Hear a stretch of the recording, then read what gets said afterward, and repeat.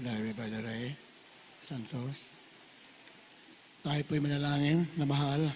Hallelujah. Praise the Lord. Hallelujah. Praise the Lord. Maraming salamat, Malapit Jesus.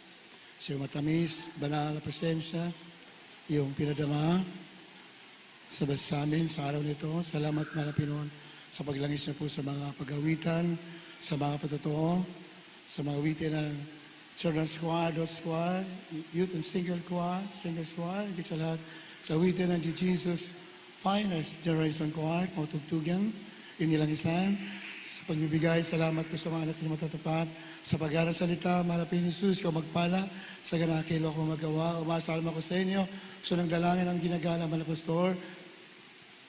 Bless us once again, Lord, to your word. Aming sinasaway lahat ng kaaway. I bind of Satan, demons and militant doubts. Kasal right now, in the name of Jesus. In the name of Jesus. Hallelujah. Praise the Lord. Purihin nating mahal na Jesus, ating Diyos na buhay, makapangyarihan sa lahat, the King of Kings and the Lord of Lords. All the praises, glory, and honor belong to Him.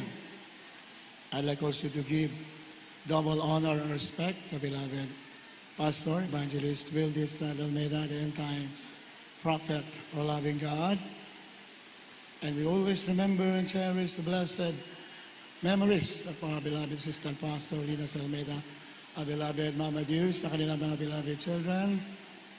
I'd like also to greet and acknowledge the presence of beloved in-laws, Ate Eli, Mr. Post, beloved Mami, Daddy, sa po na makasama nila. God bless you. Thank you for coming. Pwede natin malapinon. At binabati ko rin natin mga beloved preachers, beloved workers, mga mentalists, mga wits, ating mga webcast viewers. At sa inyo lahat, minamahal, magandang hapon po. Pwede na malapinon. Kindly read the book of Prophet Isaiah, chapter 14, verse 12 up to 14. Sa aklat ni Propeta Isaiah, kapitulo 14, versikulo 12 hanggang sa 14. Ano't nahulog ka mula sa langit o tala sa umaga? Anak ng umaga, paanong ikaw ay lumagpak sa lupa? Ikaw na siyang nagpahina sa mga bansa. At sinabi mo sa iyong sarili, ako'y sasampa sa langit, aking itataas ang aking luklukan sa itaas ng mga bituin ng Diyos. At ako'y uupo sa bundok ng kapisanan, sa mga kaduluduluhang bahagi ng hilagaan. Ako'y sasampa sa itaas ng mga kaitaasan ng mga alapaap. Ako'y magiging gaya ng kataas-taasan. Amen. Saan ba nagsimula ang lahat ng mga problema sa mundo? Sickness, wars, chaos, murder, lahat ng kasamaan, saan ba nagsimula yan? It's all started when Satan lifted up his heart against God. Malinaw sa mga sulatan na nagmataas po si Lucifer,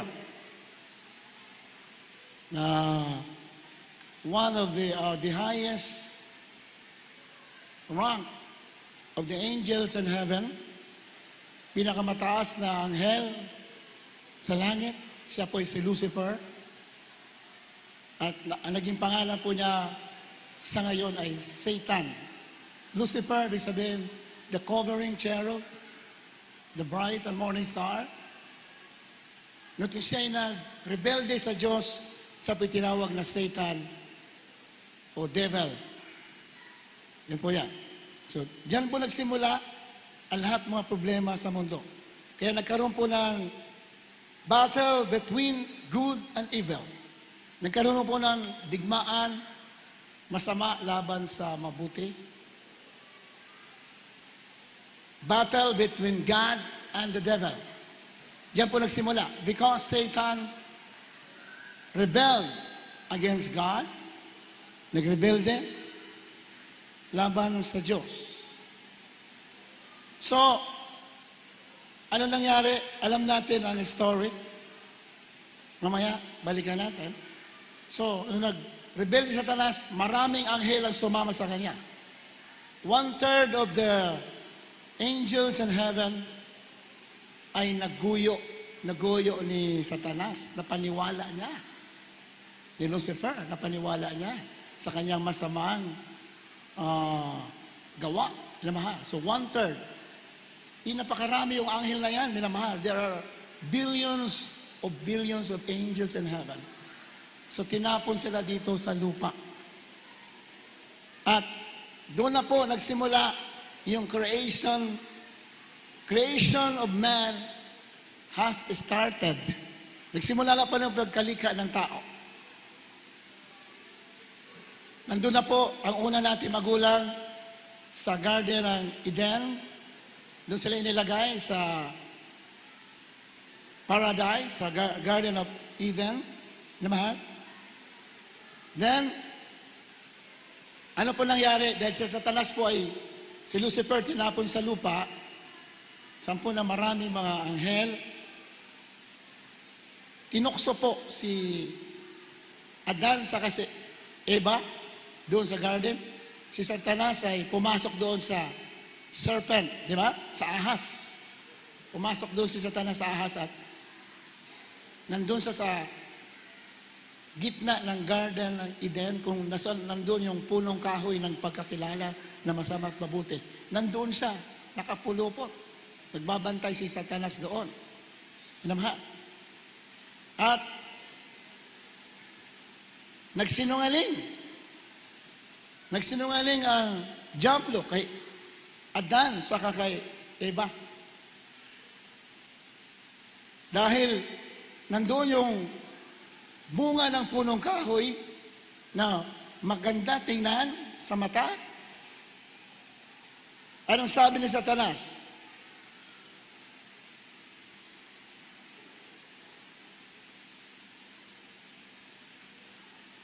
Ano ba ang sinabi ng Diyos sa inyo tungkol sa mga kahoy dito, sa mga bunga ng punong kahoy sa garden? Anong sabi ng babae?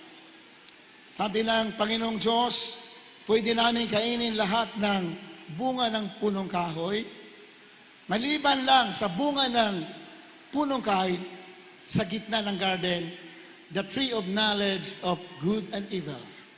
Yung bunga ng kahoy na pagkakilala sa masama at mabuti, yun lang ang pinagbabawal ng Diyos sa amin. Lahat pwede namin kainin. Sapagkat sinabi ng Diyos sa kanila, sa oras na kainin ninyo yung bunga ng kahoy na yan, kayo'y walang pagsalang mamamatay. Diba? Yun ang sinabi. Anong sabi ng diablo? Hindi kayo mamamatay. Yun ang pagtukso sa kanila. Sapagkat alam ng Diyos na pag kinain yung bunga na yan, magiging katulad kayo sa Diyos. You will know what is good and what is evil. Yun ang sinabi ng ahas. Kaya nga, minamahal, para bang maganda yung tunog nung sinabi ng ahas kay Eva? Para bang sa kanya parang may katotohanan. Sapagkat yung bunga ay maganda. Maganda tingnan. Masarap kainin. Di ba? Satanas ay, hindi niya alam. Hindi niya alam, Satanas po ay isang mandaraya. Amen? Para bang maganda sinasabi niya, dahil siya ay nagkukunwari lamang. Ikalawang Korinto 11:14, can I read? Dito po sa ikalawang Korinto, kabanata 11 sa talatang 14. At hindi nakataka-taka sapagkat si Satanas man ay nagpapakunwaring anghel ng kaliwanagan. Yan. And no marvel, for Satan himself is transformed into an angel of light. Huwag na tayo magtaka dahil Satanas daw ay nagaan yung anghel ng kaliwanagan. Kaya nadaya si Eva dahil parang maganda yung sinasabi ng ahas sa kanya. Sabi ng Diyos, Pag kumain kayo, kayo mamamatay. Pero sabi ni Satanas, hindi kayo mamamatay. So ano nangyari, minamahal? Naniwala si Eva sa pagtukso sa kanya. Ayan, sabi diyan. At hindi kataka-taka sapagkat si Satanas man ay nagpapakunwaring anghel ng kaliwanagan. Ayan, ang trabaho ni Satanas, manlinlang. Siya nagkukunwari na matuwid yung kanyang ginagawa. Pero sa katotohanan, mali yung kanyang ginagawa. Masama yung kanyang ginagawa. Kaya nga, ano ba nangyayari sa mundo ngayon na mahal? Ano ba nangyayari? Puro panlilinlang. So hindi po yan trabaho ng tao.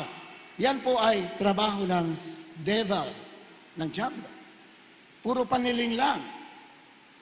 Sa media, sa social media, sa mga balita, minamahal, puro lilihis sa tao. Minamahal. Kailangan ganito, tanggapin mo to. Tanggapin mo yung injection, tanggapin mo yan. Puro maganda yung sinasabi.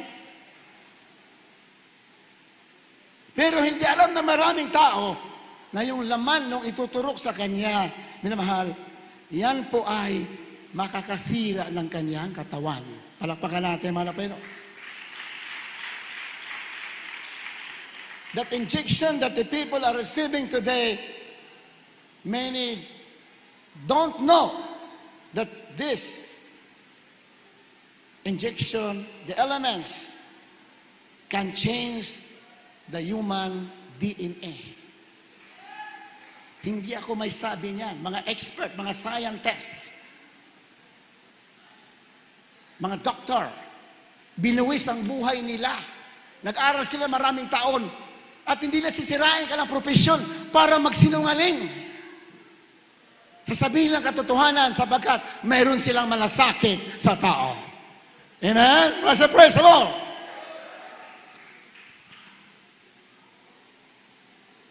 Sabi nga ng iba, ito ang kailangan natin para bumalik tayo sa normal. We need the injection so that we can go back to the normal way of our lives. Di ba?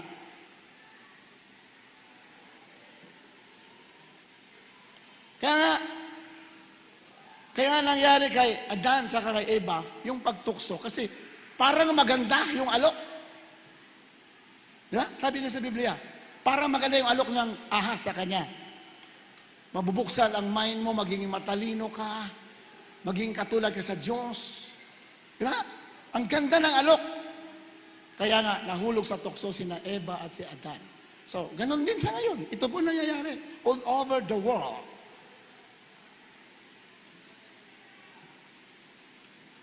Pero ano nangyari?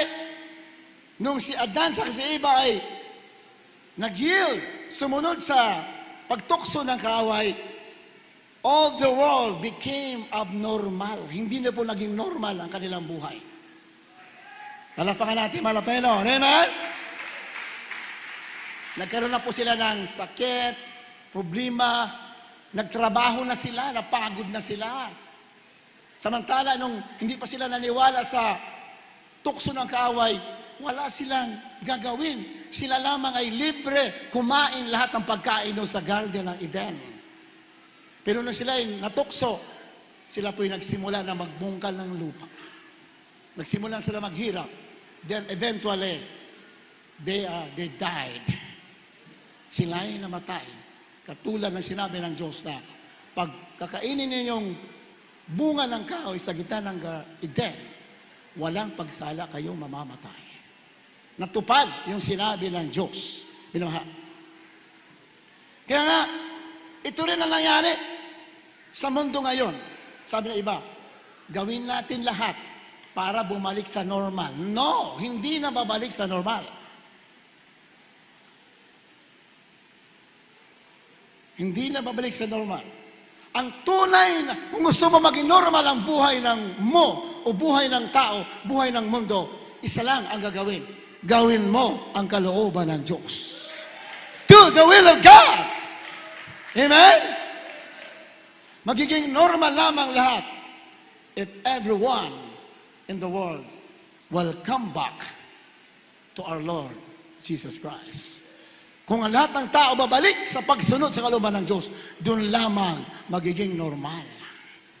Pero hanggat hindi susunod ang tao, lahat po yan ay magulo. Lahat po yan ay karoon ng kera, chaos, sickness, death, kaguluhan, kamatayan, kahirapan, famine. Minamahal. Kaya nga, ano sabi dyan? Genesis chapter 3, verse 15. Kindly read.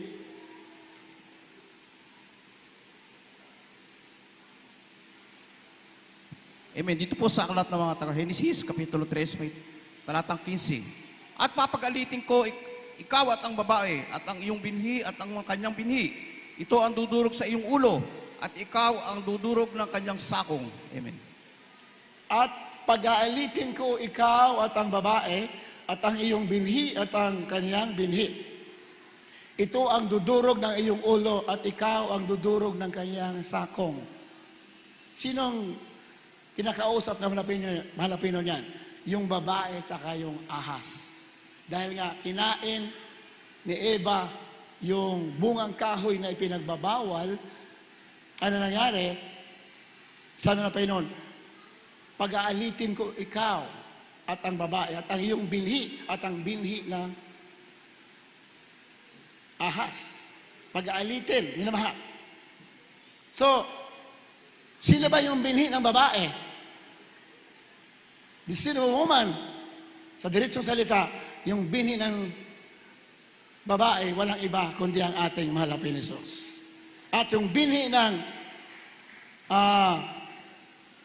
mag-aalit sila, yung binhi naman ng ahas, walang iba kundi yung si Satanas, yun ang binhi. At yung mga kampo niya, pag-aalitin sila. Pinamahal. So pag-usapan natin ng binhi, walang ibang tinutukoy dyan. When we talk about seed, it's all about genetics. Genetics ng tao. Pag sinabing binhi, genetics, DNA. So alam na natin what is DNA? Anong DNA ng tao? Alam natin yan.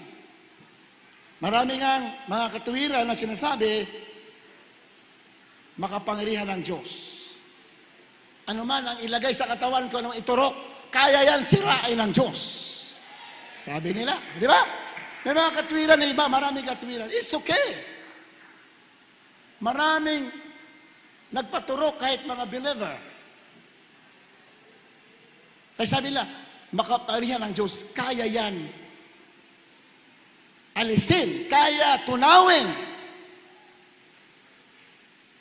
Pero ano man sinasabi ng Biblia, nung si Adan at si Eva ay kinain yung bawal na sila nagkasala, sila ay namatay. Hindi napigil ang Diyos ang kanilang kamatayan. Bakit?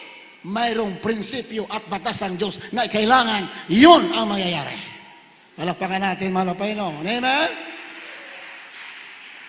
God who is all-powerful, hindi niya napigilan yung kamatayan ni Adan at saka ni Eva. Why? May nakaset na batas ang Diyos and principle.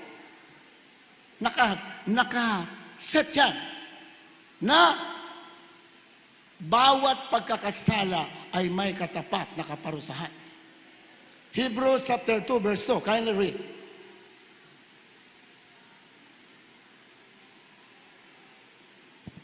Dito po sa aklat ng mga Hebreo, Kapitulo 2, versikulo 2. Sapagkat kung ang pinangusap na salita sa pamagitan ng mga anghel ay nagtibay, at ang bawat pagsalangsang at pagsuway ay tumanggap ng matuwid na parusa na kabayaran. Amen. Bawat pagsalangsang at pagsuway ay tumanggap ng matuwid na parusa na kabayaran. Nakaset yan. Nakaset sa Diyos.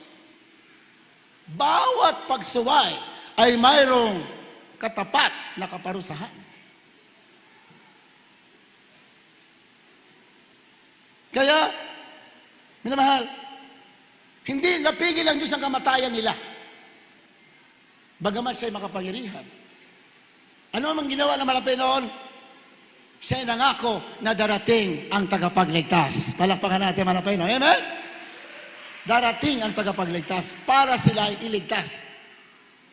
Para ang tao ay iligtas dahil kay Eva at kay Adan, lahat ng tao nagkaroon ng kamatayan. Lahat ng tao ay nahulog sa kasalanan. Pero dahil sa pag-ibig ng Diyos, siya nangako na there will be a time that the Savior will come. Dumating na nga! Walang ibang Savior, kundi ang ating mahal na Panginoon Jesus. Jesus Christ, the Savior of the world. Amen? Yung Savior na yan, na pinangako dyan sa Genesis, kung basahin mo lahat yan, pinangako na ng Diyos, yung Savior, tagapagligtas. Inihula na darating tagapagligtas sa tao. Hindi na napigilan ng kamatayan, pero ang kanyang pinangako, ililigtas ko ang sangkatauhan. Amen? He will make a provision for the fallen man. At inabangan ni Satanas yun, dahil nandoon siya sa garden. Narinig niya yung sinabi ng Diyos kay Adan at kay Eva. Inabangan niya. Kaya nung pinanganak si Abel, alam ng Israel, nung pinanganak si Abel, ano nangyari? Inudyukan si Cain, kapatid ni Abel, napatayin si Abel. We know the story. At pinatay si Abel na kanyang kapatid na si Cain. Sino may gawa yan? Si Satanas, inudyukan. Because Satan is the murderer from the beginning. Amen? Pinatay si Abel. Baka, inisip ni Satanas kasi na, baka ito na yung Savior na pinangako ng Diyos. Pero nagkamali siya. Hindi yan. Hindi pala. Hindi sa Abel. Bakit niya ginagawa yan? Para kanyang pigilan ang pagdating ng tagapagligtas. Ang Messiah, pinipigilan niya.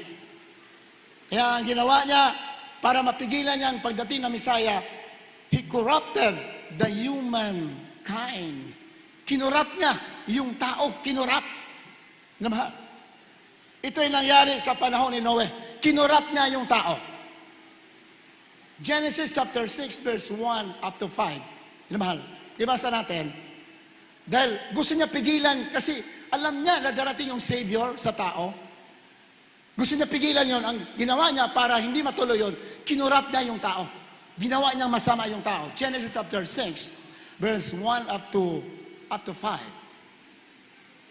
Dito po sa Aklas ng Henesis sa Kabanata 6, sa talatang 1 hanggang 5. At nangyari na magkasimula na dumami ang mga tao sa balat ng lupa at nangaanak ng mga babae. Na nakita ng mga anak ng Diyos na magaganda ang mga anak na babae ng mga tao at sila'y nagsikuha ng kani-kaniyang asawa sa lahat ng kanilang pinili. At sinabi ng Panginoon, ang aking espiritu ay hindi makikipagpunyagi sa tao magpakailanman sapagkat siya'y may laman. Ganoon may magiging 100 at 20 taon ang kanyang mga araw. Ang mga higanti ay nasa lupa ng mga araw na iyon at pagkatapos din naman ng makasiping ang mga anak ng Diyos sa mga anak ng babae ng tao at ng mga anak sila ng kanila. Ang mga ito rin ang naging makapangyarihan ng unang panahon ng mga lalaking bantog at nakita ng Panginoon na mabigat ang kasalanan ng tao sa lupa at ang buong haka ng mga pag-iisip ng kaniyang puso ay pawang masama lamang sa naparati. O ano nangyari? Ang lino na istorya, minamahal? Sa verse 2, the sons of God saw the daughters of men that they were fair. Ang tinutukoy din na sons of God, mga anghel. Yung mga anghel na inihulog sa lupa. Sila po yan, itinutukoy. Hindi natin masyado na-expound kasi masyado mahaba yan. Yung mga anghel na dating mabuti, naging masama, nahulog, anong ginawa nila? Nagsikuha sila ng mga magagandang babae sa lupa. Inasawa nila. Amen? Pumili sila ng magagandang babae. Alam naman natin yung mga anghel na yan na inihulog, mga pangit yan. Dahil pumangit ka sila dahil sila inihulog na. Dati magaganda sila. Nung sila inihulog, sila ay pumangit. Kaya kinuha nila magaganda. Sinabi ng Biblia. Pangit na nga sila, kukuha pa sila ng pangit, kaya maganda ang kinuha nila. Ayan ang sinabi ng Biblia. At nakita ng mga anak ng Diyos na maganda ang mga anak na babae ng mga tao. At sila ay nagsipagkuha ng kaniyang asawa sa lahat ng kanilang pinili. Biro mo, nag-asawa sila, inasawa yung mga tao ng mga anghel na nahulog ng kasala, the fallen angels. Yan ang nangyari. So anong product ng kanilang pakikisama sa mga babae, mga taong babae? Nagkaroon ng ang kanilang mga anak tinawag sa Biblia na Nephilim. Tinawag sa kanilang mga anak Nephilim. Ano po yan? Di ba? Sa verse 4, and there were giants in the earth in those days. Yung mga Nephilim na yan, mga higante, malalaking tao, mga higante. Hundreds of feet or even thousands of feet ang tataas. Kung i-search natin yan, yung mga Nephilim, dahil anak ng mga higante, ng mga anghel yan na inihulog, malalaking tao, napakalalaki. Ang tataas. Sobra ang lalaki. They are thousands of feet tall. Ganun po yan. At ang kinakain nila, hindi na sila kaya suplayan ng mga hayop sa mundo na kinakain dahil sa lalaki nila. Pati mga tao, kinakain na nila. Yun po ang totoong istorya na nangyari dyan. Pati tao, kinakain na nila. Yung mga higante na yan. Pinamaha. Kaya, ano nangyari? Bakit nagkaroon ng ganyan? Yung mga angels, mga masamang anghel, bakit sila ay kumuha ng mga babae? Para sila magkaroon ng anak. Kaya nagkaroon ng Nephilim para the devil wants to target the human DNA. Ang tinatarget talaga ni Satanas, yung DNA ng tao. Palakpakan natin malapin. DNA, yan talaga tinatarget. Kasi si Satanas, hindi niya kaya lumikha ng tao. Amen? Diyos lang ang pwede lumikha. Kaya, alam naman natin, bakit si Satanas ihinulog sa lupa? Bakit si Lucifer inulog sa lupa? Anong dahilan? Dahil sa kanyang pagmamataas. Gusto niya maging katulad sa Diyos. Gusto niya sambahin din siya ng mga anghel. Amen? Yun ang dahilan bakit siya nagrebelde. Dahil gusto niya tumanggap ng pagsamba. Kaya, alam po ninyo, mahal, ayon po sa pag-aaral ng mga expert, ito po sa Harvard University, mga scientists, mga professor sa Harvard University sa US, na-decode po nila yung DNA ng tao, na-decode. Pinag-aralan nila yung DNA ng tao, na mahal, ano po yung nakita nila doon sa DNA ng tao? Na-decode nila eh. Ano po yung nakita nila doon? Nabasa nila yung anong nakasulat. Na-decode, may mga number, at pinag-aralan nila, lumabas yung salita nung na-decode nila yung DNA ng tao. Ano nakasulat doon? Hello, my children. This is Yahweh. This is God. Your only one true Lord, true God. Yun ang nabasa nila sa DNA, na-decode. Yung sa lumang tipang kasi, yung ang pangalan ni Diyos ay Yahweh. Ano nakasulat sa DNA? Yan, na-decode mismo ng mga experts sa Harvard University. Sabi ng nakasulat, hello, binabati ang mga tao ng Diyos. Hello, my children, this is Yahweh, your one and only true Lord and God. Amen? Anong kasunod?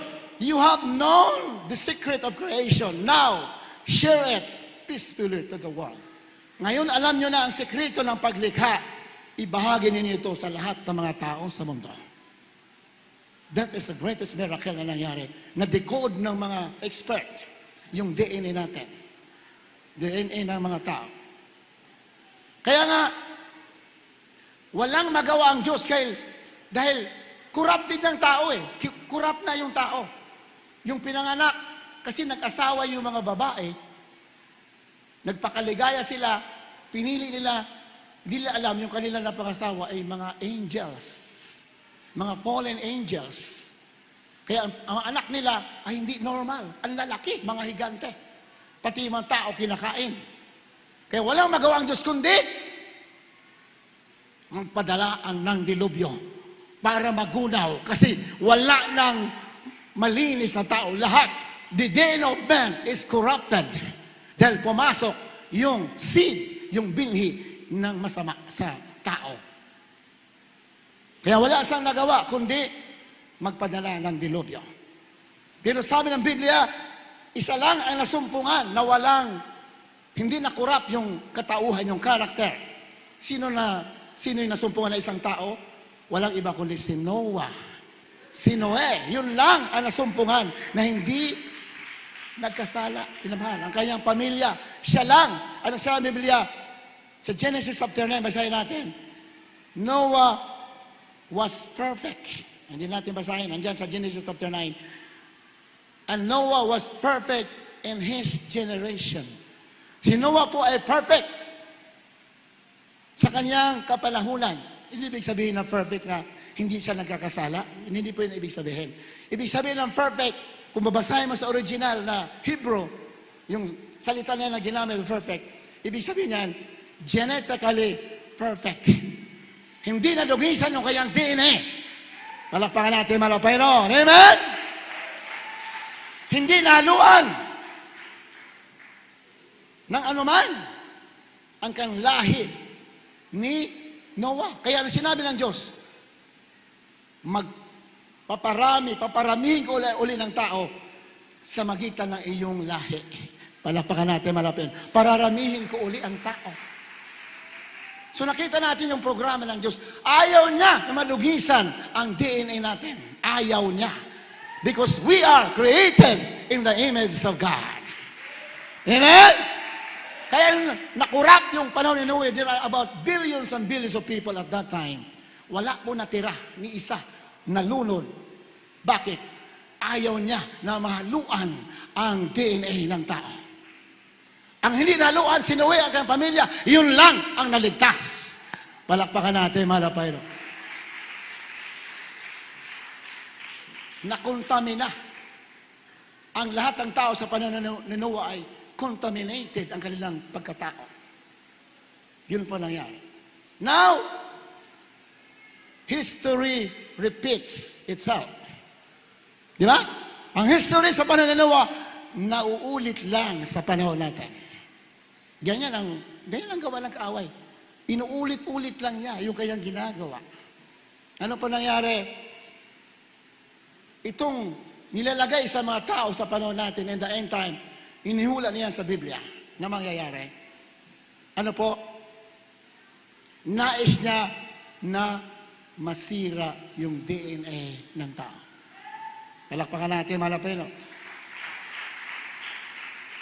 Yun talaga ang target niya.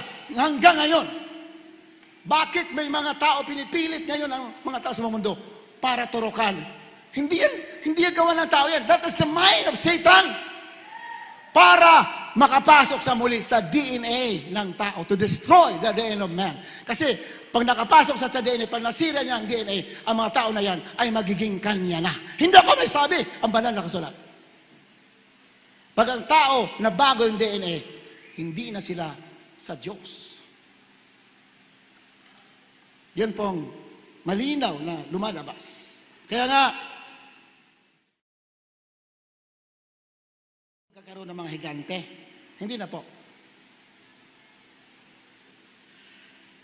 Ano na pa mangyayari pag tumanggap ka ng injection sa panahon natin ngayon? Ano na pa mangyayari? So alam naman natin. Kalat na kalat sa mga mundo, ano mangyayari sa tao? Unti-unti, babaguhin ang iyong pagkatao. Unti-unti. He will change your character hanggang sa mabago, totally. Pati DNA mo. Ang mga expert nagsasabi, nag-aral yan ng how many years? Minamahal. Ibig namin tinutulog sa tao ngayon. Wala pa isang taong itinurok na. Magbasa tayo, mag-research tayo. ang tinuturok ng mga vaccine sa tao, it takes 5 years to 10 years ang pag-aaral bago iturok. Palakpakan natin, malapay, no? Then, wala ba isang taon? Nilagay na sa mga tao. Di ba? Nilagay na sa katawan ng mga tao. Wala pa isang taon. Kaya, minamahal,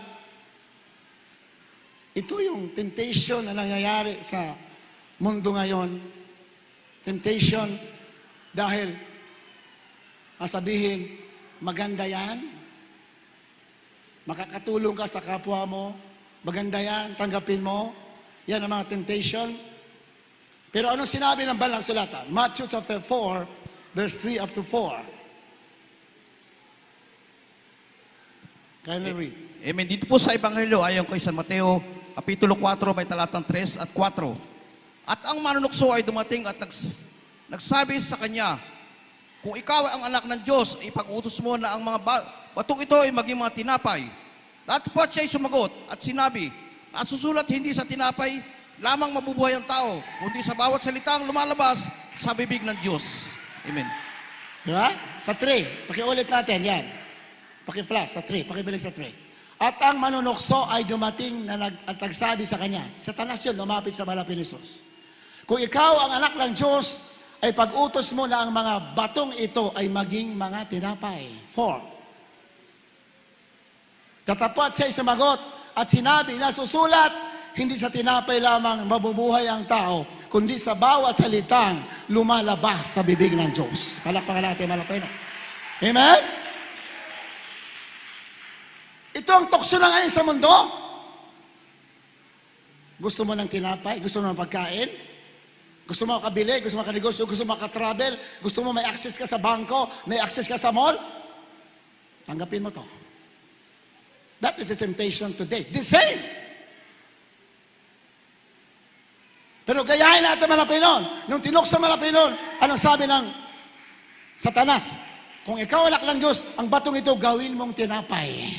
Pero sabi ng Pinon, nasusulat, hindi lamang sa tinapay mabubuhay ang tao, kundi sa bawat salita lumalabas sa bibig ng Diyos. Dapat may paninindigan ka. You have the Word of God. Pag sinabi, wala ka ng tinapay, you cannot buy anymore. You have a God, the Creator of the heavens and the earth. Hindi lamang mabubuhay ang tao sa tinapay. Di ba? Di ba? Kulang ang buhay nila pag hindi sila makatravel. Wala silang access sa mall, hindi sila makapunta sa mga bangko. Masalimuot ang buhay nila. Tandaan mo, yan ay pakanan ng kaaway. Pero dapat tumayo ka sa salita ng Diyos. Hindi lamang ang tao mabubuhay sa mga material, kundi sa bawat salita ng Diyos. Hallelujah! Praise the Lord!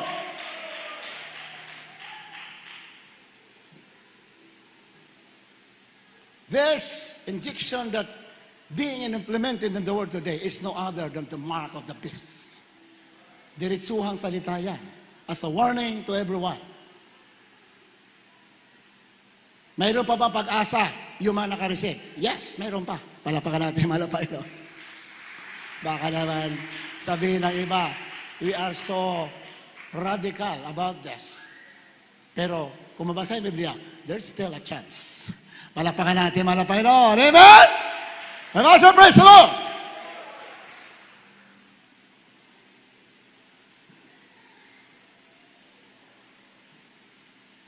Sabi nung, bago lang na balita, doon sa Sweden, meron silang RFID, may mga chips na implant sa kamay. Sabi ng iba, ayan na, yun yung mark of the beast. Di natin nila alam na yung itinurok, yun ang mark of the beast. Yung mga RFID na yan, yung mga microchip, that is diversionary tactics of Satan para dayain. Kung di alam, nandyan na sa katawan ng mga tao. Diversionary tactics. Kung mabasahin yung Biblia, John 8:44, kindly read.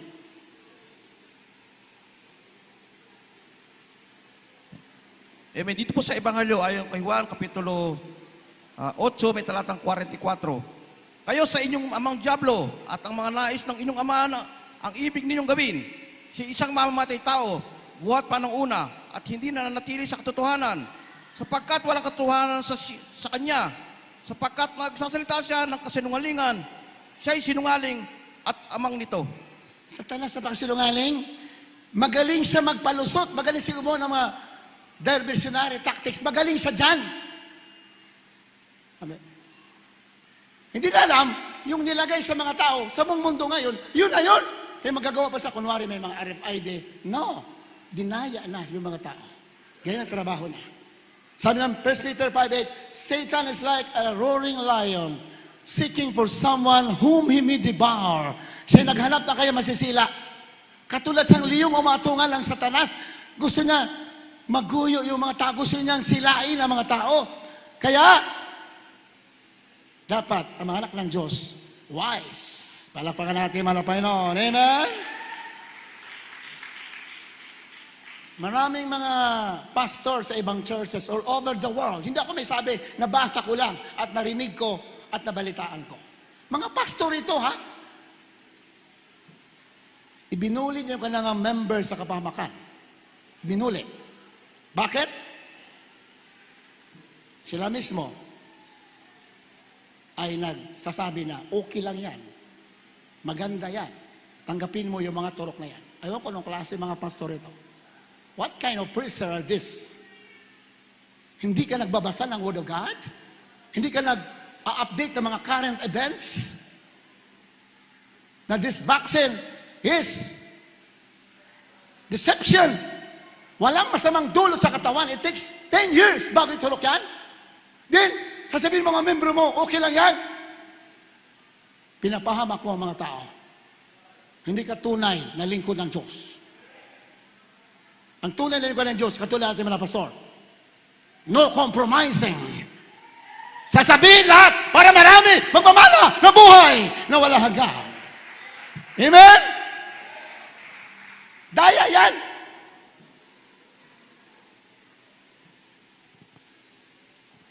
Maganda ang alok eh. Maganda kasi ang alok.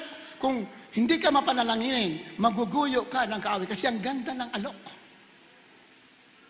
Para ba yung sa palengke, nagtitinda ng mga tindera sa palengke, kahit yung isda nila, bilasa na o bulok na isda, sabihin, sariwa pa yan, bilhin mo. Pero bulok na yung isda, ha? Ganyan na ganyan ang kaaway. Di ba? Kaya nga, walang scammer na magsasabi na ang kanyang sasabihin ay pangit. Lahat ng scammer, sasabihin lahat maganda para mapaniwala yung tao.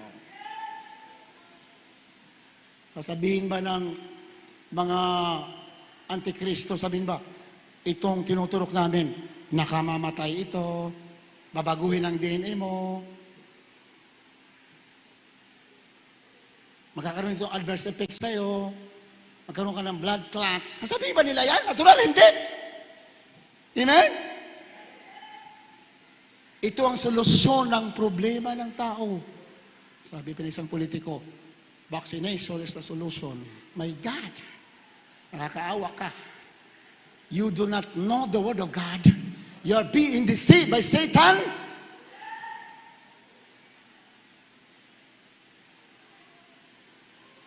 Ito ang solusyon ng problema ninyo. Yan ang sasabihin ng mga scammer. Hindi kayo magkakasakit. Magiging normal ang iyong buhay. Kaya lahat ay mapapapayag. Tanggapin ang alok nila.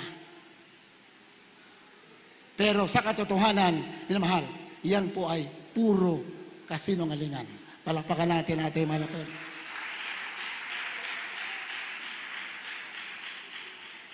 At sino ang magsasabi ng katotohanan? Ikaw na anak ng Diyos. You have the responsibility to tell the truth. Because you are the light of the world. Matatakot ka sabihin? Hayaan mo ba yung kapwa mo mapapahamak? Huwag ka matakot. Because Jesus is greater than the enemy. preach the word of God with truth. Tumayo ka sa katotohanan. Huwag ka pumagitna. Speak the truth. Palakpakan natin, malapino. Hallelujah! Because you are called not only to be saved, but you are called to save others. Akala mo tinawag ka para maligtas ka lang. No. Kaya ka tinawag ng Diyos para iligtas sa maraming tao. Yan ang pinapangaral natin, mga pastor.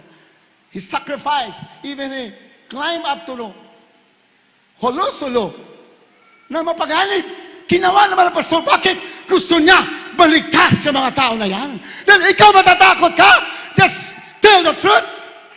Bakit? Ang Diyos mo, kaya ka protektahan sa mga demonyo, sa mga sasama. Hindi ka kaya because your God is the God of the universe, greater than any power on earth. Do not be afraid. Tell the truth. Kung mahal mo ang Diyos at mahal mo ang tao, tell the truth. Diba? So praise the Lord. Kaaway kasi may gawa niyan para sirain yung DNA. Pag nasira ang DNA mo, Biblia mamaya, babasahin natin. What happened when your DNA is corrupted? Matthew chapter 7, verse 21 up to 23. Kindly read. Mateo Kapitulo po 7, versikulo po 21 hanggang sa 23. Hindi ang bawat nagsasabi sa akin, Panginoon, Panginoon, ay papasok sa karya ng langit, kundi ang gumaganap ng kalooban ng aking Ama na nasa langit.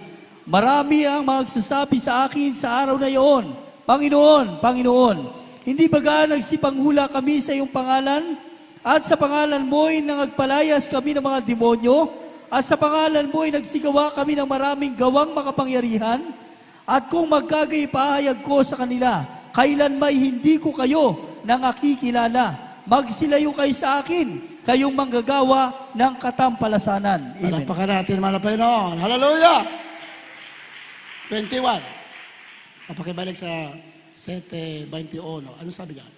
Hindi ang bawat nasasabi sa akin, Panginoon, Panginoon ay papasok sa kanilang langit, kundi ang gumaganap ng kalooban ng aking Ama na nasa langit. So ano ba kalooban ng Ama? So maraming kalooban ng Ama. 22. Ano sabi niya? Marami ang magsasabi sa akin sa araw na yaon. Anong araw na yaon? That is the second coming of Lord Jesus Christ. Panginoon, Panginoon, hindi ba ka nagsisipanghula kami sa iyong pangalan? At sa pangalan mo'y nangagpalayas kami ng mga demonyo? At sa pangalan mo'y nagsigawa kami ng maraming gawang makapangyarihan? Sino yung mga tao na salita? Those are Christians. Mga Kristiyano yan. Bakit? Nagpalayas ng demonyo. Nanghula, nagawa ng mabubuting makapangyarihan. Gawa. Mga Kristiyano yan. Pero ang sabi ng Panginoon, 23. At kung magkagayoy, ipahayag ko sa kanila, kailanman hindi ko kayo nakilala. Magsalayo kayo sa akin, kayong manggagawa ng katampalasan. Pero mo, hindi kilala naman ang Panginoon. Kung ating ibamasa sa nangyayari ngayon, although marami namang kalooban ng Ama na pwedeng dahilan na hindi makilala. Pero in our time, bakit hindi makikilala ang mga Panginoon? Samantala sila ay Christians. Nagpalayas ang demonyo, naggawa ng mabubuting gawa. Sabi ng Panginoon, I will never know you, you doers of iniquity. Bakit hindi nakilala ang Panginoon? Because in our time, marahil ito lang dahilan. Isa dahilan bakit hindi nakilala sa aking analyzation. Dahil their DNA are corrupted. Nasira na kailang DNA. Kasi yung DNA natin, we are created in the image of God. Pag nasira ang DNA mo, hindi ka nakilala. Sabi mo, hindi ko nakilala. Yung DNA ng Diyos, wala na. Pinalitan ng iba. Yan po marahil ang isang reason. Di ba? Kasi pag ang DNA mo sinira nang itinurok sa'yo, you are not belong to God anymore. You are being marked by the mark of the beast. Natatakan ka na ng tatak ng hayop, ang tatak ng devil. Kasi yung DNA mo, pinilitan. Hindi natin expound mabuti yan. Magbasa kayo din Sabi niyo yung mga laman ng mga tinutulok na yan. Mga graphene oxide. Marami pang iba mga elemento sa loob na tinutulok ngayon sa tao. It will change your DNA. It will destroy your DNA. Gagawin ka ng, hindi ka na tao. You're not human anymore. Sabi iba, wala naman nangyari sa akin nung nagturok ako. Hindi naman agad-agad yan eh. It will take time. Amen? Ano nung sinabi ng Malapilon, Adan na Eva, pag kinain niyo yung prutas na sa araw na yan, mamamatay kayo. Nung sila'y kumain, namatay ba sila agad? No! It takes years. Mahabang taon bago natupad na sila'y namatay. Physically. Palakpakan natin, Malapino. So the same today. Mayroon ibang effect agad, pero mayroon iba matagal. Depende sa lakas ng katawan mo. Pero iyan ang sinabi ng mga expert, hindi ako may sabi niyan. Do not get mad at me. Huwag kayong magsama ng loob sa akin. Hindi ako may sabi niyan. Mga eksperto, pinag-aralan ko lahat ng kanilang may sinabi. At sila hindi nagsinungaling. Nakataya ang kanilang buhay. In fact, mayroon nalalive na doctor, babae, sa ibang bansa, naglalive. Habang naglalive siya, she is exposing about this vaccination today. Pinatay siya, actual, habang naglalive. Hinuli at pinatay. Pero hindi nyo kaya gawin dito yan sa tunay na gawain ng Diyos. You cannot overcome the Christian because, sabi ng Panginoon, Peter, upon this rock, I will build my church. The gates of hell shall not prevail against it. Hindi kaya ng pintuan ng impyerno ang iglesia ng Diyos. Ito nga matatapang, walang Kristo, lalo ka na.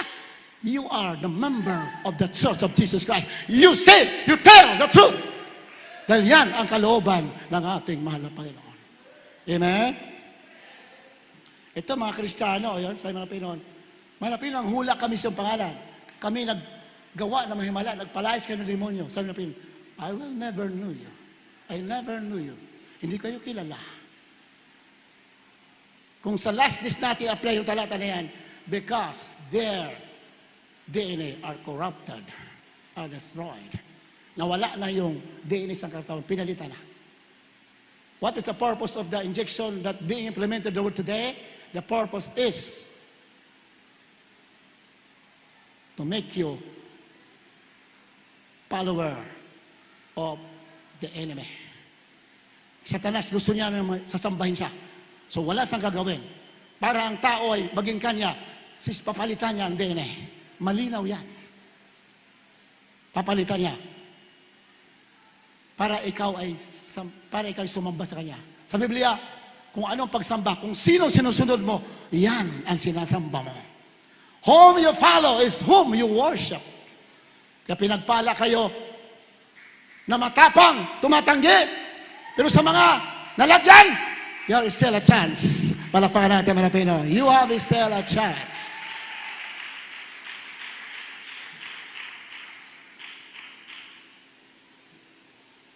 Paano malalaman na ang tao ay nasira ng DNA?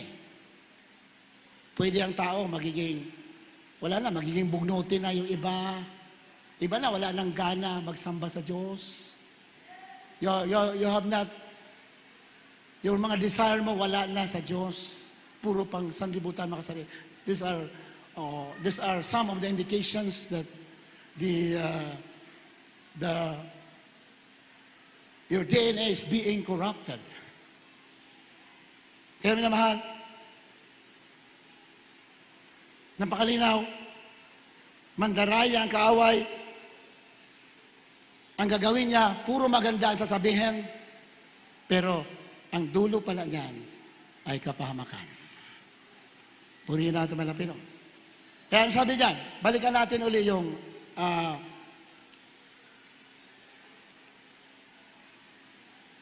Revelation chapter 14, kindly read.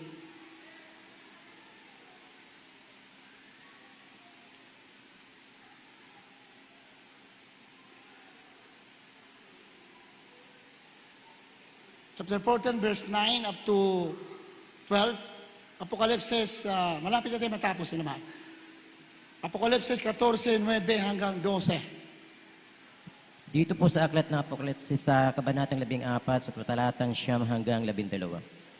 At ang ibang anghel, ang pangatlo ay sumunod sa kanilang mga nagsasabi ng malakas na tinig kung ang sino man ay sumasamba sa hayop at sa kaniyang larawan at tumanggap ng tanda sa kaniyang noo at sa kaniyang kamay, ay iinom din naman siya ng alak ng kagalitan ng Diyos na naghahandang walang halo sa inumay ng kaniyang kagalitan at siya'y pahihirapan ng apoy at asupri sa harapan ng mga anak banal na anghel at sa harapan ng kordero.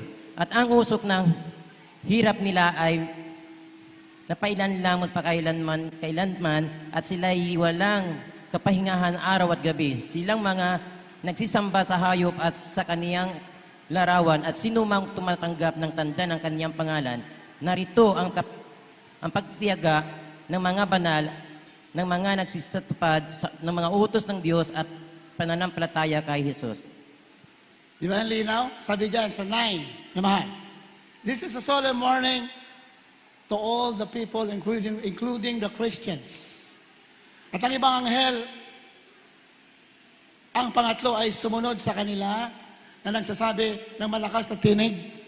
Kung ang sino man ay sumasamba sa hayop at sa kanyang palarawan at tumatanggap ng tanda sa kanyang noo at sa kanyang kamay. 10.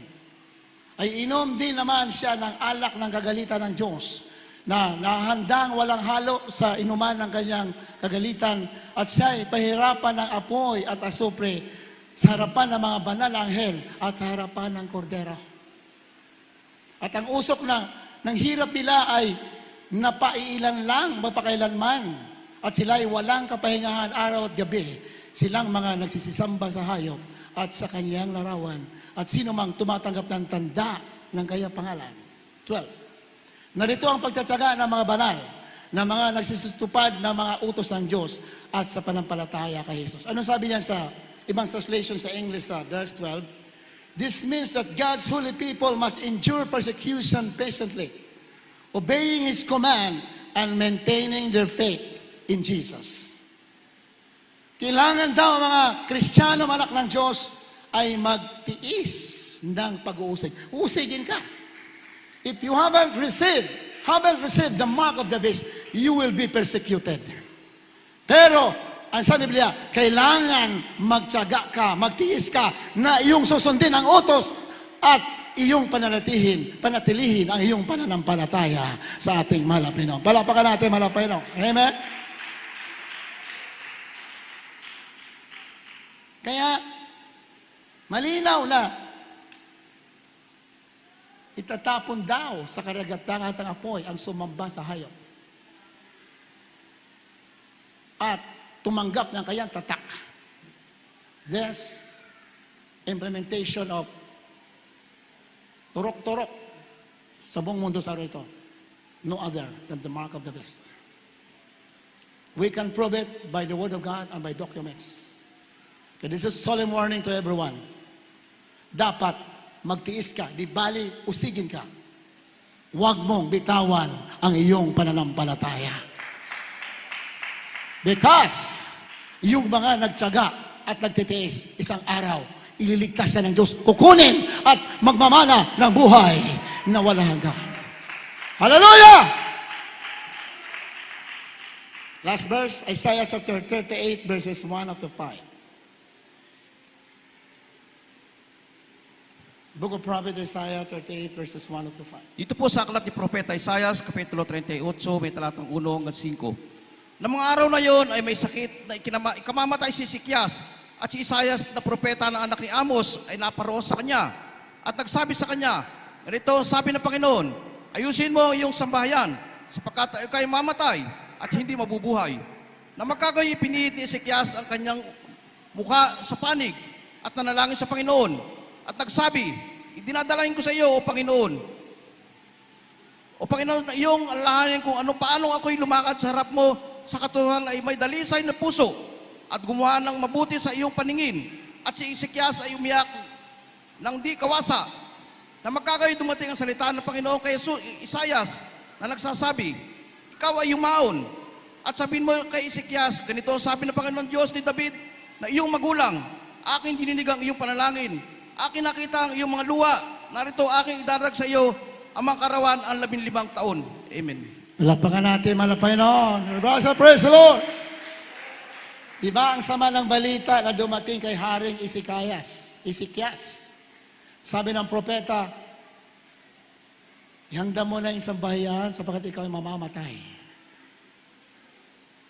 Nung narinig ni Haring Ezekias, verse 2, ano sabi niya? Balik sa verse 2. Narinig niya yung balita, sabi ng propeta, ihanda mo yung isang bahayan sapagkat ikaw ay mamamatay. Anong sabi ng Biblia nung narinig ni Haring Ezekias ang masamang balita? Nang magkagayoy, ipinit Ezekias ang kanyang mukha sa panig, sa pader, sa panig, sa dingding, at nanalangin sa mahal na Panginoon. Nanalangin.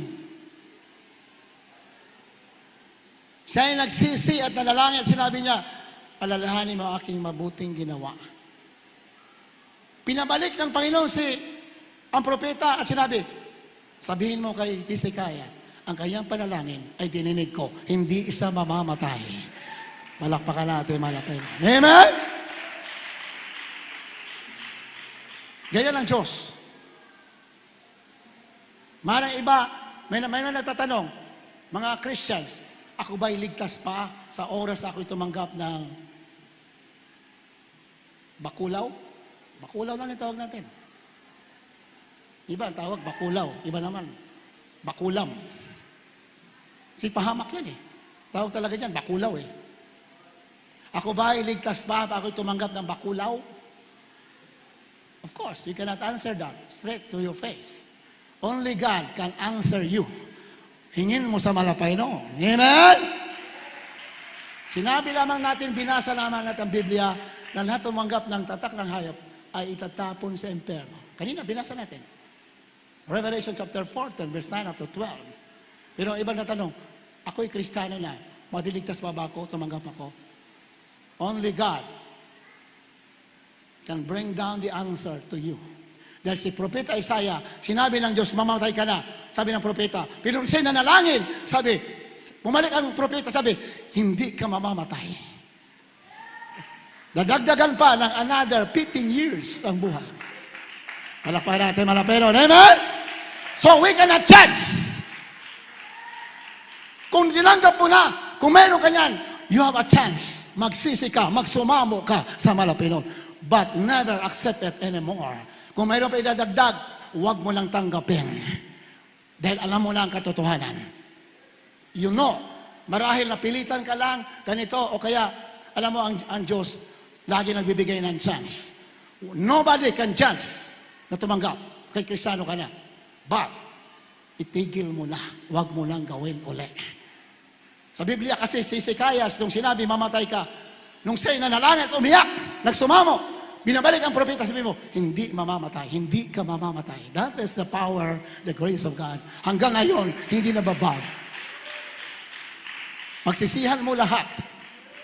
Kung tinanggap mo yan, huwag mo nang gawin. Then, magsumamo ka, Lord, bigyan mo ako ng pagkakataon. At naniniwala ko, you will be given a chance. Because God is a God of love. Pero, pag ulit-ulitin mo pa, alam mo na katotohanan, nakakatakot yan. Pero alam mo na, stop it! Then, magpatuloy ka maglingkod. Ang Diyos ay bibigyan ka ng buhay, kaligtasan, plus buhay na wala hanggan. Habang tayo maawit, isang awitin before sa ating mga panalangin, awitin natin ang awitin ito. Sa mga nanonood na nakatanggap kayo, we don't judge you. Only God knows. Siya na nakakaalam. Pero gawin mo lahat ng pagsusumawa. Mangungusap siya ang Diyos, sigurado yan. God will speak to you what is wrong and what is right. Pero sa Biblia malinaw, that is wrong. Pero God is a God of another chances. Puri natin.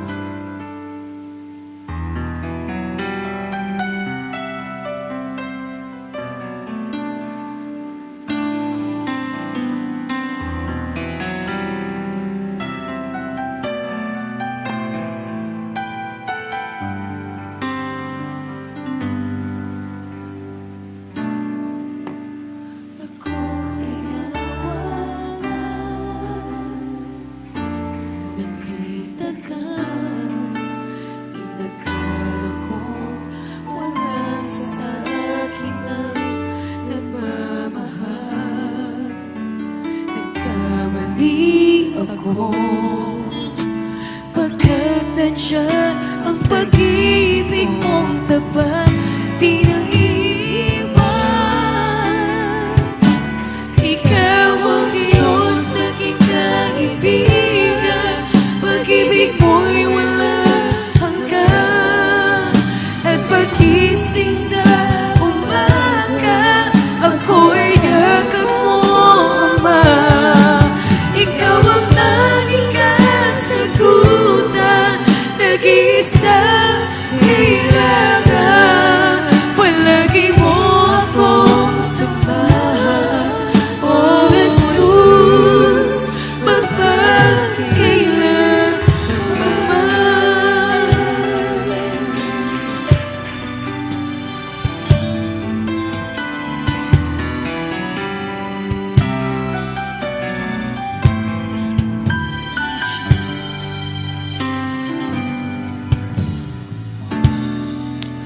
at iyong kapiling ka, aking Ama. Hindi na hahayaan pa sa'yo ay mawalan. Tulungan mo ako na tapat na maglingkod sa'yo hanggang pagbalik mo. Ikaw ang Diyos, aking kaibigan, pag-ibig mo'y walang hanggan. At pag-ising sa umaga, ako'y yakap mo, Ama. Ikaw ang tanging kasagutan, nag-iisang kailangan. Palagi mo akong samahan, O Jesus, magpakailanman. Ikaw ang Diyos, aking kaibigan, pag-ibig mo'y walang hanggan. At pag-ising sa umaga, ako'y yakap mo, Ama. Ikaw ang tanging kasagutan, nag-iisang kailangan. Palagi mo akong samahan, O Jesus, magpakailanman.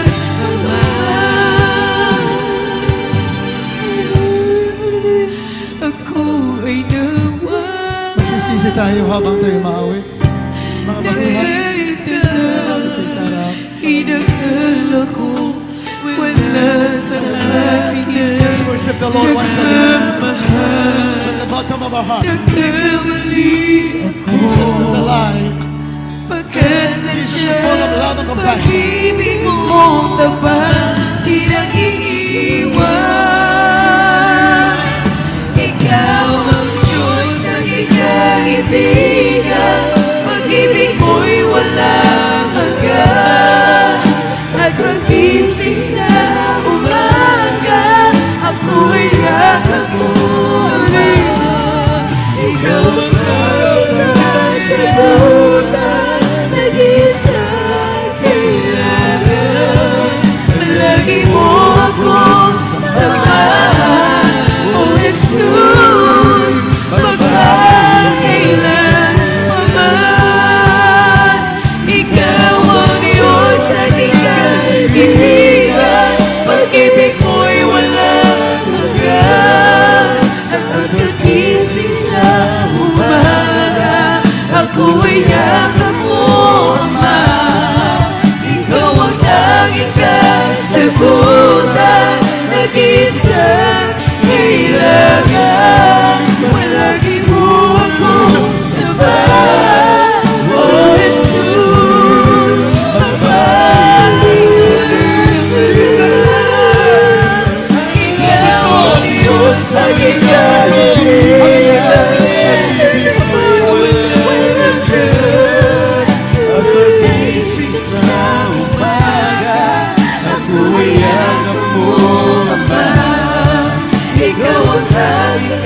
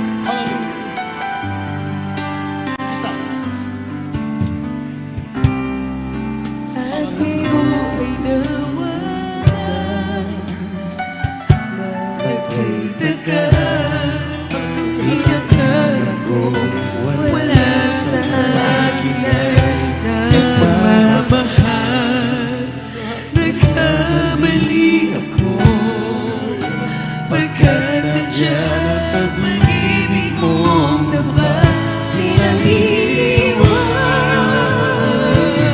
Ikaw ang Diyos sa aking kaibigan, pag-ibig ko'y walang hanggan. Pag-iisip sa pagmamahal, ako'y anak mo, Ama. Ikaw ang aking kasiguran, nag-iisang kailangan. Palagi mo ako samahan, O Jesus, magpapailan pa man. Ikaw ang Diyos sa aking Yes, Lord! pag-ibig ko'y walang Worship the Lord! At pag-isip sa umaga, ako ay yakap mo. Ikaw ang kasiguran, nag-iisang kailangan. Palagi mo akong sasamahan, O Jesus, magpapailan pa man.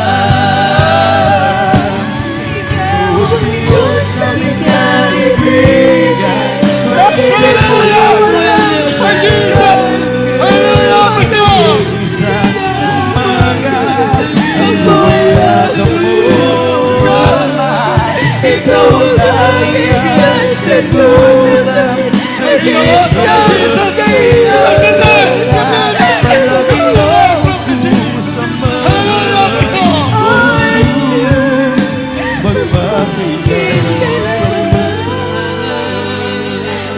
Ikaw ang Diyos sa aking kaibigan, pag-ibig ko'y walang hanggan.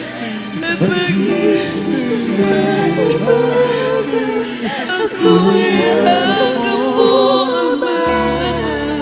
Ikaw ang aking kasiguran, nag-iisang kailangan. Palagi mo ako samahan, O Jesus, magpapailan pa man. Ibigay natin binamataas na magsamba! Diyos na buhay! Hallelujah!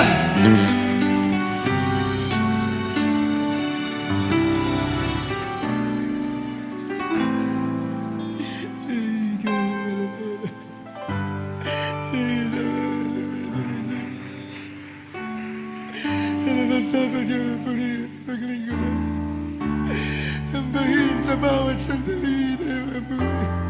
Ang ganawa naman na Jesus. Ang ganawa naman Jesus. Hallelujah!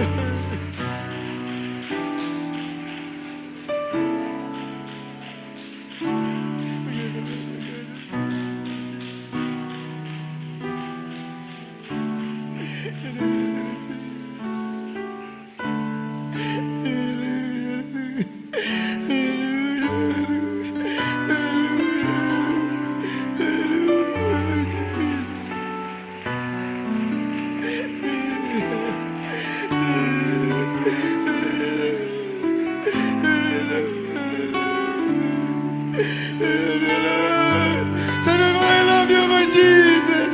I love you, my Jesus!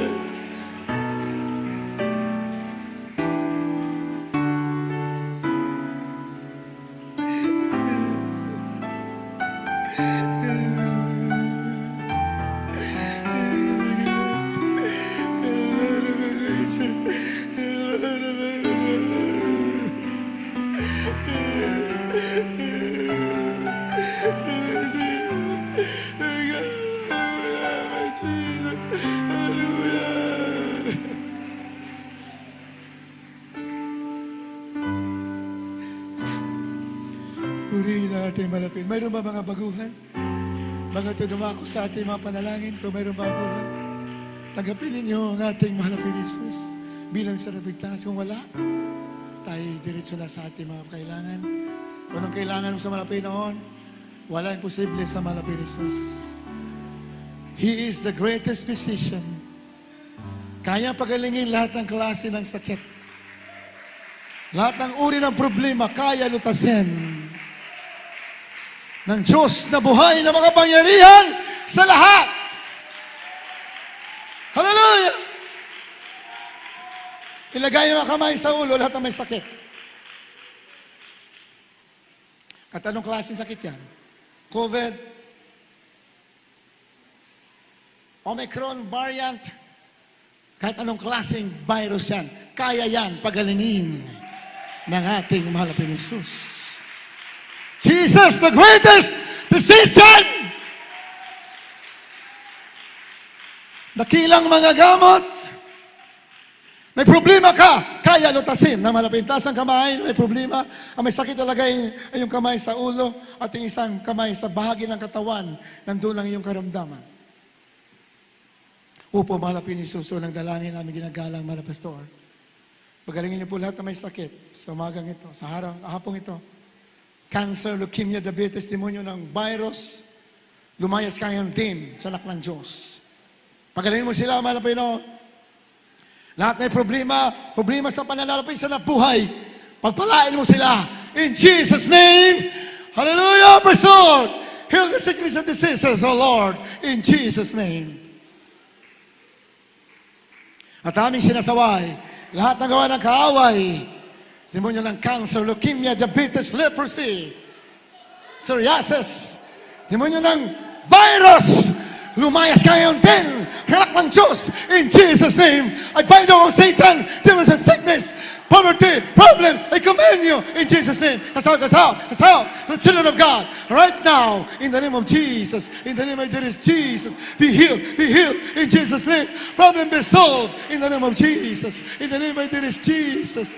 Amen and amen. Hallelujah. Praise the Lord. Hallelujah. Praise the Lord. Lahat na niniwala na pinagaling kayo, lahat na niniwala na pinagpala kita sa kamay, tinanggap nyo na ngayon. Sumigaw tayo, hallelujah, praise the Lord, hallelujah, praise the Lord, hallelujah, praise the Lord, hallelujah, praise the Lord. Purihin natin yung pinakamahal na Jesus. Tayo po ay makaupo muna sandali sa ating special offering at sa announcement. Bago ating announcement, mayroon po tayong special offering. Hindi na po ba yung pilitan? Yan po ay para lamang sa may mga extra na pagpapala. Makatulong kayo sa iba pang mga kailangan natin sa gawain ng Panginoon, inamahal. At ang Diyos mo magbibigay sa inyo, magbabalik sa inyo.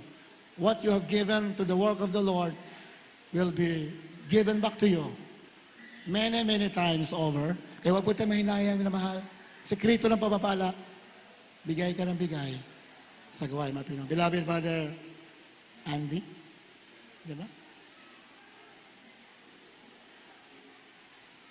Beloved Brother Andy, sa ating special offering, purihin natin malapit.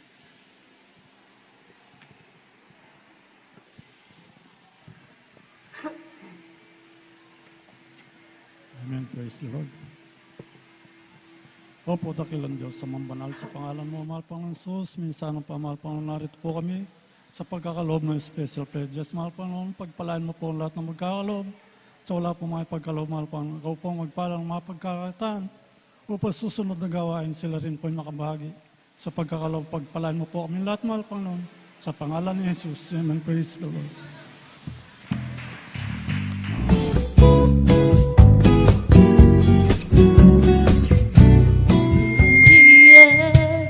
That God is everywhere, and His resurrection power is moving in this hour. That Jesus might be glorified. There's feeling in the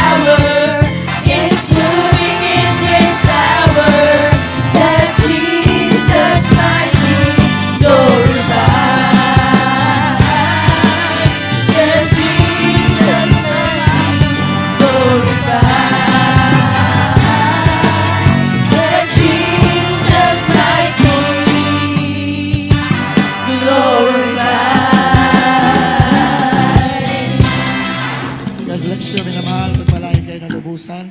Ating malapit ni Jesus. Tuloy-tuloy po ang ating live streaming. Huwag pa kayo ma-absent na mahal. Nasa critical na po tayo ating kalagayan. Very critical.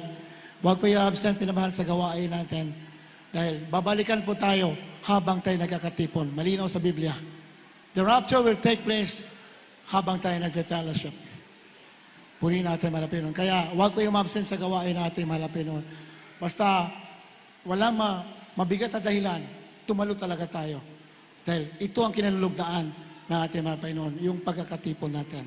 Linggo, dito po ang gawain natin, 9 a.m. hanggang ganitong oras. Sa Miyerkules, 1:00 hanggang 5:00 tayo dito. Then, overnight prayer, 10:00 ng gabi, every Friday. Meron po tayo gawain sa San Ildefonso, Bulacan. Ngayon may gawin po tayo doon, sabay Thanksgiving, Christmas, Thanksgiving po nila ngayon doon. Kaya wala po yung mga workers natin, mga choir members, nandoon po ngayon yung iba nating kasama. Sabay po yung gawain sa dito pag linggo, then San Ildefonso, yung outreach po natin. Then Tuesday, meron po tayong gawain doon sa San Ildefonso sa Tuesday. 1:00 ng hapon, 2:00 ng hapon, every Tuesday. Punin natin. Balik na, dati Wednesday kasi nung bago yung before ng holiday season, ginawa po natin Wednesday. Pero balik na po sa dati. Tuesday na po yung Bible study sa Ildefonso. Then linggo, 10:00 ng umaga. Sabay po, halos sabay po kanina. Pwede naman Pinon. Then tuloy-tuloy pa ating live streaming. Pwede naman Pinon. Kahit sa mga live streaming po natin, marami pong tumatawag sa atin na sa prayer po, sa unang dalangin mga pastor, kahit sa live streaming, marami pong gumagaling sa kanilang mga sakit. Nalulutas ang problema nila, pinagpapala sila, sumasabay lamang sila sa prayer. Purihin ang Malapinon, amen? God bless you, minapagpapalain kay lahat ng ating Malapinisus. Tayo dumako na sa ating pansamantalang paghiwalay. Tayo tumayo na, beloved elder, beloved Brother Jaime Dimaapi, sa ating panalangin sa ating pansamantalang paghiwalay. Hallelujah. Amen. Praise the Lord. God bless po sa ating beloved preacher. Opo man po lang makapangyarihan sa lahat sa ulat panalangin na aming magulang sa mahal na Panginoon. Maraming salamat po mahal na Panginoon sa nataas na banal na gawain sa ating yung nilang siya na sitan ang bilang mga ngaras sa maghapong ito na naging kalakasan ng panumpalataya ng bansa. Maraming salamat sa mga buhay na patotoo sa mga pupuning awit at maglalad ng Christ at sa mga aming paghihiwalay. Pag-ingatan mo ang bawat isa sa pangalan mo. Hallelujah. Praise the Lord. God bless you, minamahal. We love you so much. There is Jesus. Loves you more.